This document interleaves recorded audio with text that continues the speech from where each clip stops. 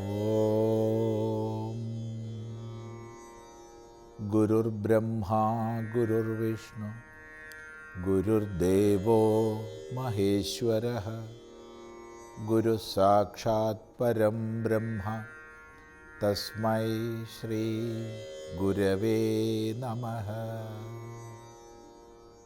ഓം സദാശിവസമാരംഭാം ശങ്കരാചാര്യമധ്യമാം അസ്മദാചാര്യപര്യന്താം വന്ദേ ഗുരുപരമ്പരാം.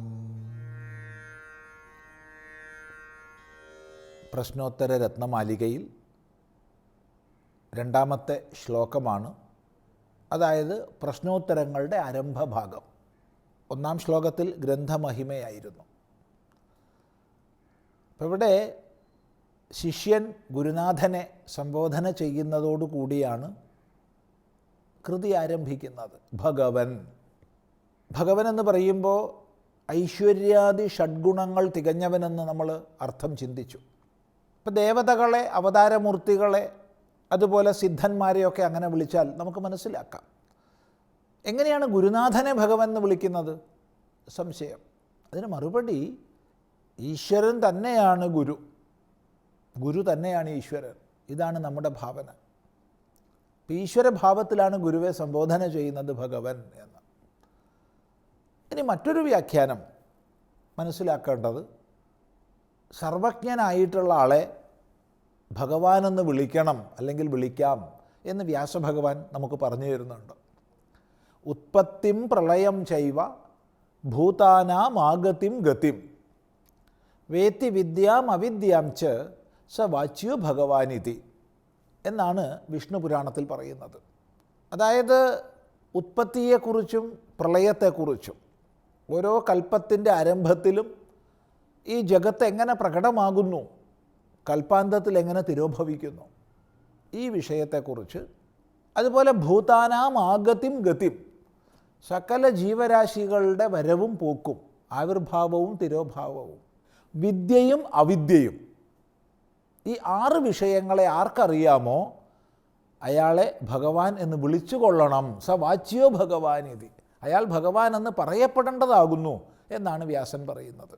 ഈ അർത്ഥത്തിൽ സർവജ്ഞൻ ഭഗവാനെന്ന് വിളിക്കപ്പെടാം. അപ്പം ഗുരുനാഥനെ ശിഷ്യൻ സംബോധന ചെയ്യാണ് ഭഗവൻ. കിമുപാദേയം, ഇതാണ് ഒന്നാമത്തെ ചോദ്യം. കിമുപാദേയം, എന്താണ് ഉപാദേയം? ഉപാദേയം എന്ന് പറഞ്ഞാൽ സ്വീകരിക്കപ്പെടേണ്ടത്.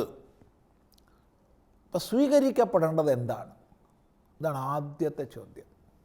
അപ്പം സ്വീകരിക്കപ്പെടേണ്ടതെന്ന് പറഞ്ഞാൽ നമ്മുടെ ജീവിതത്തിൽ എന്തിനെയാണ് നമ്മൾ സ്വീകരിക്കേണ്ടത്? എന്തിനെ സ്വീകരിച്ചാൽ നമ്മുടെ ജീവിതം കൃതാർത്ഥമായി തീരും? ഇതാണ് ആദ്യത്തെ ചോദ്യം. കിമുപാദേയം. വാസ്തവത്തിൽ എന്താണ് ഞാൻ സ്വീകരിക്കേണ്ടത്,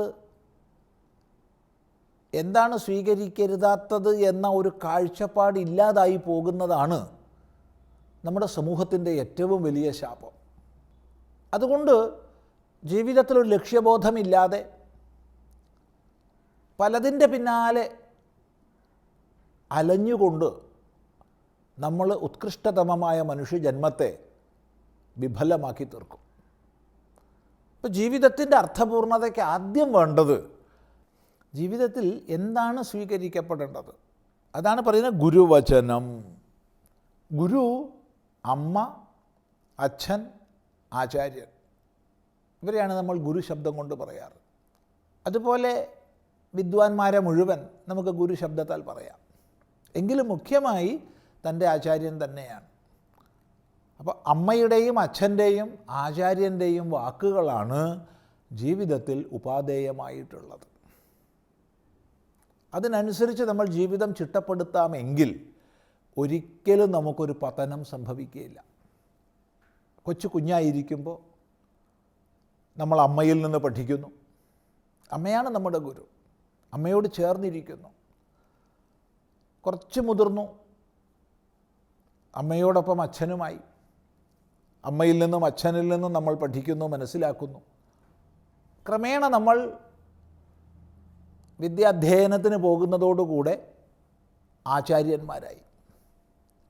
പിന്നീട് ജീവിതത്തിൽ ഓരോ ഘട്ടത്തിലും ഏത് തരം പ്രശ്നങ്ങളെ നമ്മൾ അഭിമുഖീകരിക്കുന്നുവോ, ഏത് തരം ചോദ്യങ്ങൾ നമ്മുടെ ഉള്ളിൽ ഉയർകൊള്ളുന്നുവോ അവയ്ക്ക് സമാധാനം തരാൻ വ്യത്യസ്ത തലങ്ങളിൽ ആചാര്യന്മാരുണ്ടാവും.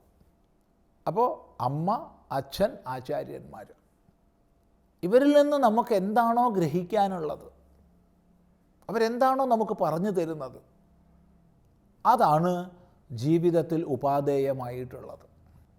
ഗുരുവചനത്തിനനുസരിച്ച് ജീവിതം ചിട്ടപ്പെടുത്താമെങ്കിൽ നമുക്ക് പതനം സംഭവിക്കുകയില്ല. അതുകൊണ്ട് ഒന്നാമത്തെ ചോദ്യം ഇതാണ്, കിം ഉപാദേയം, സ്വീകരിക്കേണ്ടതെന്ത്? മറുപടി ഗുരുവചനം. ഉടനെ അടുത്ത ചോദ്യം വരികയാണ്, ഹേയമപി കിം, ഉപാദേയം സ്വീകരിക്കേണ്ടത്.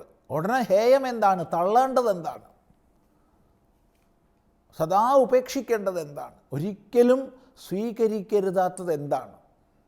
ഉടനെ മറുപടി വരികയാണ്, അകാര്യം. അകാര്യമാണ് എപ്പോഴും ഹേയമായിരിക്കുന്നത്. ഇവിടെ നമ്മൾ മറ്റ് ജീവരാശികളിൽ നിന്ന് മനുഷ്യനുള്ള സവിശേഷതയും മനുഷ്യൻ്റെ മഹിമയും ഒന്ന് ചിന്തിക്കുന്നത് നല്ലതാണ്. മറ്റെല്ലാ ജീവരാശിക്കും തന്നെ തങ്ങളുടെ മുമ്പിൽ എന്താണോ വന്നു ചേരുന്നത് അതിനെ സ്വീകരിക്കുക എന്നുള്ളതാണ് കർത്തവ്യമായിട്ടുള്ളത്.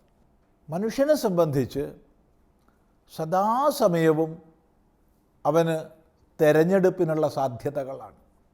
തൻ്റെ മുമ്പിൽ വന്നു ചേരുന്ന ഒന്നിലധികമായ സാധ്യതകൾ, ആ സാധ്യതകളിൽ നിന്ന് ഒന്നിനെ നമ്മൾ തിരഞ്ഞെടുക്കണം, ഒന്നിനെ നമ്മൾ ഉപേക്ഷിക്കണം. അഥവാ ഒന്നിലധികം സാധ്യതകൾ വരുമ്പോൾ ഏതിനെയാണ് നമ്മൾ സ്വീകരിക്കേണ്ടത്, ഏതിനെയാണ് തള്ളേണ്ടത്? ഇത് വിവേകം ചെയ്ത് തള്ളാനും കൊള്ളാനുമുള്ള അധികാരം മനുഷ്യനുണ്ട്.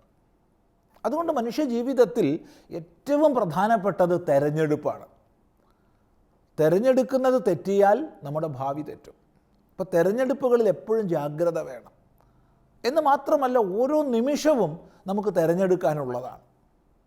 ഇത് പ്രത്യേകം ശ്രദ്ധിക്കേണ്ടതാണ്. നമ്മുടെ ഭാവിയെ ചിട്ടപ്പെടുത്തുന്നത് ഏതെങ്കിലും ദൈവമല്ല, മറിച്ച് നമ്മൾ എന്തിനെ തിരഞ്ഞെടുക്കുന്നോ അതാണ്.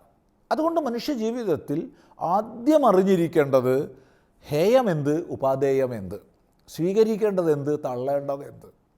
ഇതാണ് ഇവിടെ ഒന്നാമത്തെയും രണ്ടാമത്തെയും ചോദ്യങ്ങൾ. എന്താണ് ഉപാദേയം, എന്താണ് ഹേയം? മറുപടി പറഞ്ഞു, ഗുരുവചനമാണ് ഉപാദേയം, അകാര്യമാണ് ഹേയം. അകാര്യം ചെയ്യാൻ പാടില്ലാത്തത്. ഈ ശ്ലോകം നമുക്ക് അടുത്ത പ്രാവശ്യം കൂടുതൽ വിചാരത്തിന് വിധേയമാക്കാം.